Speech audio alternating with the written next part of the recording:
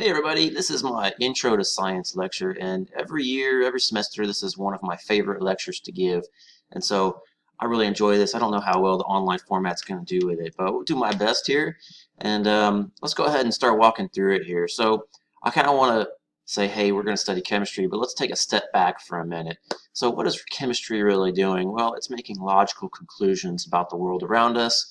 We are applying those logical conclusions to a specific scientific area, right? Chemistry falls under the umbrella of science. Well, what is science doing, right? It's making logical conclusions about the world around us. So what I hope to do in this lecture is to convince you that even if you don't care about chemistry, that it's satisfying a science course. This is important, and it's a good thing to know, and you're going to get some practice in it.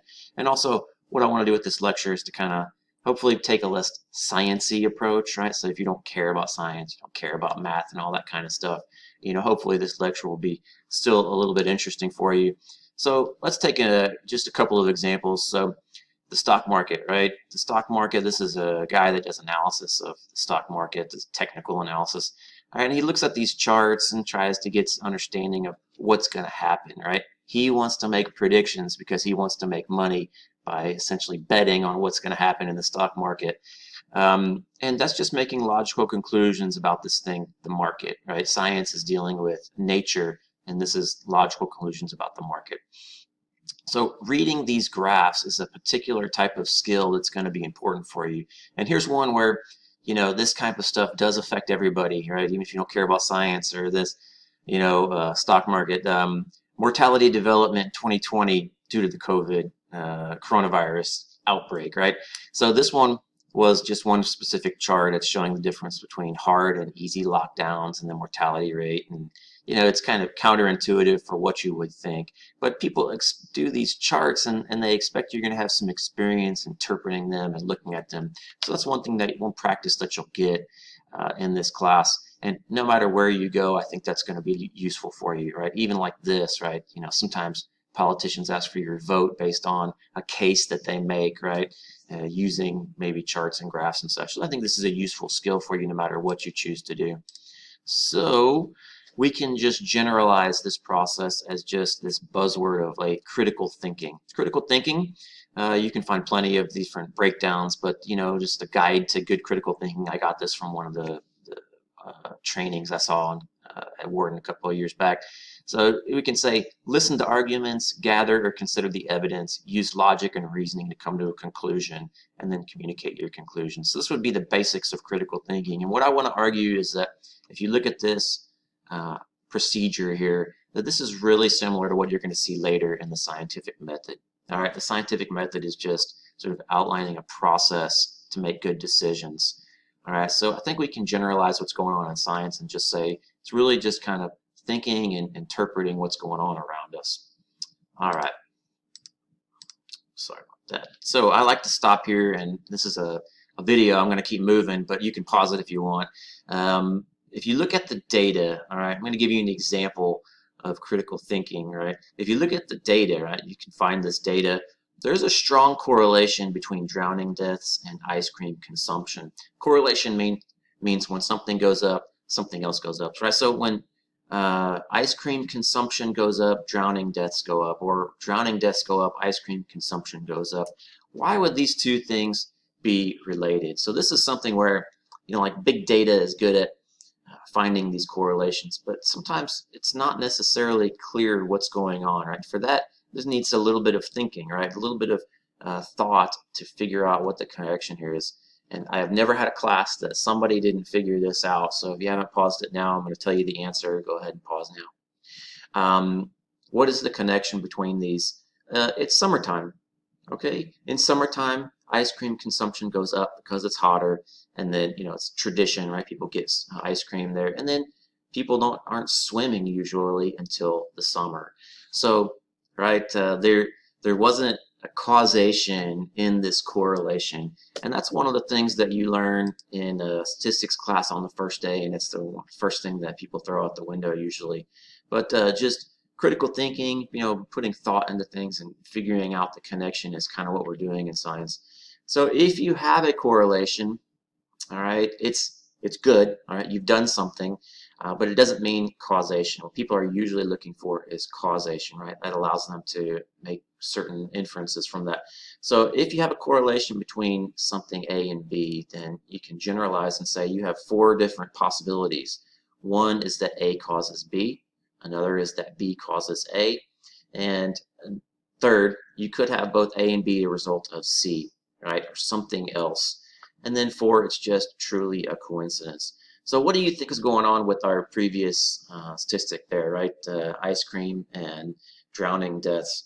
Um, I guess you could say maybe it's a coincidence, but I'd say probably 3, right? A and B are a result of C, which is summertime. So a lot of times you'll see this. This is just a public service that I give you. Commercials and scientific studies that are cited for many, many reasons. They'll find a correlation, they'll list the correlation and use that as evidence to buy their product or whatever. And that is not, they haven't actually established causation. So it's good to find a correlation, but you got a little bit of more work to do if you want to find causation in those instances. So another thing I want to do just for today, right, for the class we just dive right in, but it's just kind of like demystify what's going on in science and in chemistry. So I like to think of, we're going to go back to the caveman era and just kind of think for a moment about what's actually been going on. And I hope you'll see that science is kind of this just a continuum of discoveries and technology that have been building for a long, long time. So in ancient times, you go all the way back to the beginning of recorded history, we don't actually even know who or when or where people found out or discovered fire and alcohol, both of those, right? It just is everywhere, right? Almost everybody had fire and alcohol. And so this is a technology, right? Something people figured out how to do something, and that would be having an effect on this growth of knowledge, right? And this process just continued on. If you look, metallurgy as we named eras in history on the different metallurgies that people had discovered, right? The Bronze Age. Metallurgy was discovered very early, but we do have some records of, kind of that happening, right? If you look in the Bible, there's a discussion of a guy who's talked about, right, way back, and some of the really early texts are discussing metallurgy and people discovering these things. So we kind of know where that is, and that was an important discovery, right? You could make tools that were stronger, and people used them to beat up their neighbors more, right? But this was an important discovery, an important step, and this is an area of science, metallurgy. And then writing, right? So when people started writing and recording things, this was important because it allowed us to go back and figure out kind of like, okay, who was doing what and where and when, and actually look at the records that they had. All right. And so the other thing I want to point out is that since ancient times, people started looking for explanations, all right? And one of the earliest attempts at finding explanations is what I think is the Greek element of 4 elements making up everything, okay? So this idea of the 4 elements, I'll talk a little bit more later, but people were looking for explanations of the phenomena that they observed. And that was an important step of progress, I think you can see. All right, so let's jump ahead to the Middle Ages, right? This is our crash course look at science. We had, in the Middle Ages, it's sometimes called the Dark Ages, and another thing I want you guys to see is that there's a little bit of mythology in science, and people sometimes call it the Dark Ages because, kind of society, Western society fell apart after the Roman era and like literacy dropped, but the people still had the ancient writings that existed only in a couple of places. And, although some learning and development slowed down, it was still a continuous process going on. And some good science was done in the Middle Ages, right? The modern era of science was continued on and progressed in the Middle Ages. And mainly we can see from chemistry point of view, we can see that there was a lot of alchemy going on. Now, alchemy was going to be important for chemistry in particular, but it overall still had a lot of non-scientific things going on, what we view as non-scientific. Okay, and you had the beginnings of modern science and chemistry in guys like Copernicus, Boyle, and Francis Bacon. So Boyle and Francis Bacon, 7 degrees of Kevin Bacon. All right, Francis Bacon and Boyle are credited with being some of the early guys that developed the scientific method. Okay, so the modern era is what we're basically talking about in the class, so I won't go into it too much. But this is, if you look at this as a continuum, and just understand that you have the ability, just using your common sense, to be able to get everything we're talking about.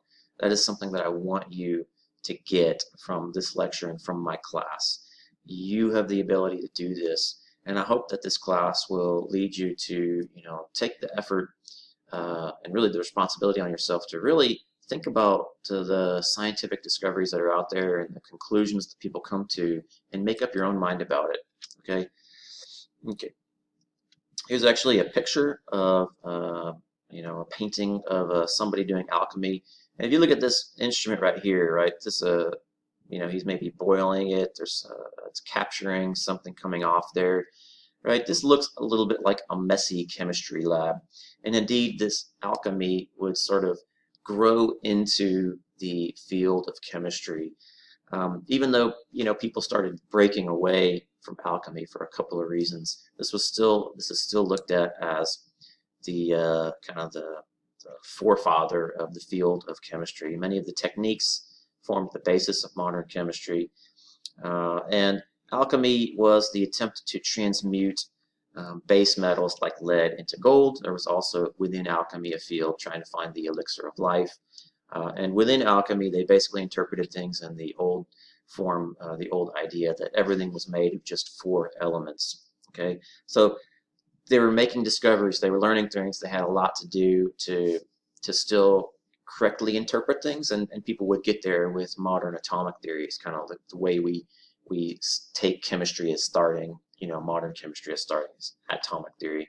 But people are discovering and making, techniques and such like that. Okay. All right. So kind of breaking away a little bit and just going more into chemistry in particular, right? What is chemistry? Chemistry is the scientific study of matter, sometimes matter and energy, you might hear that. Science is based on empirical evidence. So this form of data, empirical evidence, right? Something that is based on an observation is going to be very important to science and chemistry in general. And then in particular, we most of the time like to have quantitative data, all right? And these are usually a result of measurements, but quantitative data is something we can put a number to, all right? So just kind of speaking about chemistry in particular, right? As a field, I don't recommend students get a degree in just chemistry a lot of times, but chemistry is used in just about everything. So if you want to get a chemistry degree, you most of the time have to specialize in some branch and get a graduate degree. If you want to just get a bachelor's degree, like chemical engineering is good. There are lots of things that are good, but chemistry, you need to move on and go into grad school. But chemistry is touching on so many different fields that is a very good career path, but you got to kind of have an idea of how you want to specialize and go in. And if you want to get a chemistry degree, you can still go into what's called being a lab tech. It's not a great name, but it's a perfectly legitimate career, and you can do pretty well financially with that. All right, so pharmaceuticals is just molecular biology, which is the chemistry of biological molecules. And then, materials, science, environmental chemistry, right? This is important. Petrochemicals and oil and gas, and to some degree paints and dyes, right? These are all pretty big in Houston. And then food chemistry, right? So it's touching on a lot of different things. If you want to get a lot of degrees, they require you to get chemistry because chemistry is touching on their field. And then I'll just add that the world has problems, and chemistry can help come up with solutions to a lot of these problems, right? Whether it's energy, crop pesticides, and other forms of ecological damage, right? Chemistry can help find solutions to these. And in some cases, it's like helping fix problems we've made, but it can help find solutions to the problems that the world has. Okay. All right. So I just want to finish up here by talking a little bit about the broader field, right? We kind of touched on what's science, we touched on what's chemistry, talk about a couple of specifics, and I want to just kind of take another step back and say, hey, we're talking about what science is. Well, what is something that's not science? All right. So in general, we within science talk about theories and laws, and the scientific method is a formulation of how we, break all those ideas down. Well, what are some things that science does not do? Well, since science is based on observations, and we can't say from science that the laws that we come up with are always going to be true. So in that sense, science doesn't give you truth, right? Capital T truth you can't get from science. It doesn't even speak to that really, right? So we would hope that truth would line up with science, right? But science by itself can't give you capital T truth. So there are a lot of things that aren't science, right? And though we try to use science to study almost everything, it really doesn't speak to those things directly, right? We have to interpret and figure out what the data is telling us and make interpretations on that data. Okay. We also have some things that we exclude as being science because of ethics and morality. So there are some things like phrenology, something that we would call like a pseudoscience. It's kind of advances beyond what we think of as really science. So what do they have here on Wikipedia? They extrapolated beyond the empirical knowledge in a way that we think departs from science. So that's not to say that you can't make conclusions that go beyond it. And, that would be okay in some circumstances, but we don't really consider that science. There's other things that we exclude for moral and ethical reasons, and I'm drawing a blank on the one I normally talk about.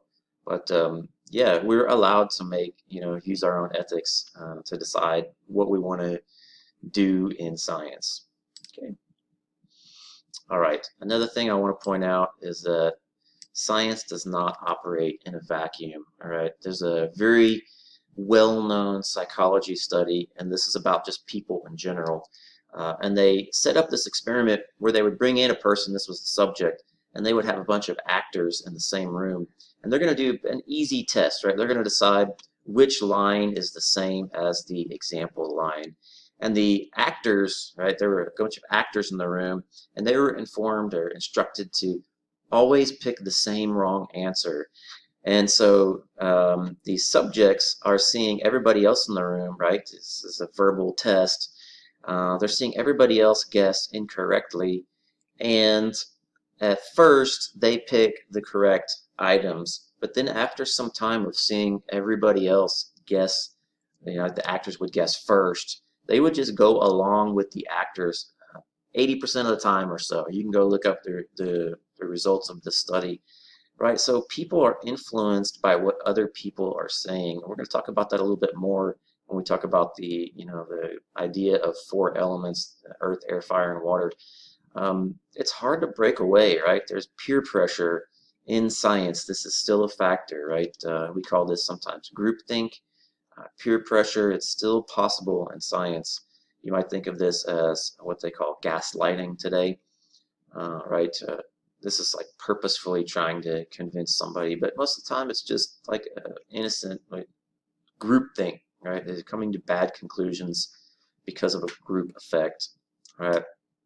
And one example I'll give you of this is this idea, you guys have probably heard it, that you need to eat diets low in saturated fats. Well, this was accepted medical dogma for a long time, and it was based off a very influential study about the 1950s era, and people just accepted it and went along with it for a long time. Well, the problem was it just wasn't exactly true, and this took a long time to break out of people's minds. If you're more interested in that, you can see the revisionist history podcast called The Basement Tapes. This is by a guy, Malcolm Gladwell, who does a lot of books and such. Okay, another thing is that within science, we need, partially because of this idea of groupthink happening, we need free thought and open inquiry. This is a very important part of science. And this is sometimes under attack these days, but we need that. It's important for science. And so, we got to sometimes let go of what we think is important and let other people have their own idea and be willing to accept the interchange of ideas and make that as part of science and just society in general. But a good way to do this is to listen to alternative views and criticism of ideas that you hold, and this could be in some scientific theory, whatever, right? It's general. Try not to be swept away by peer pressure, right? So you can widen your social circle.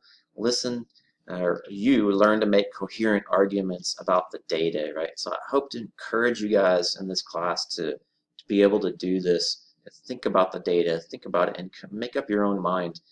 And then don't let people do name calling, and you don't do name calling, right? Please don't do that in this class. And then people aren't allowed to demand ideological conformity, right? Whether it's science or whatever. So if you do that, what you can do is there are some recourse that you have, whether it's in school or whatever. Okay, and then last thing, I see I'm a little bit over my time limit here, but just talk about a little bit about what science and philosophy and the relationship between them. So I want you to understand that scientists always have some philosophy. All right, this is necessary to doing scientific work. So it's important, but it's different than science, right? And we can have overlap of science even though people have different philosophical backgrounds. And so I just found this quote. I thought it was interesting. This is talking about economics, but he's talking about historians of science in general.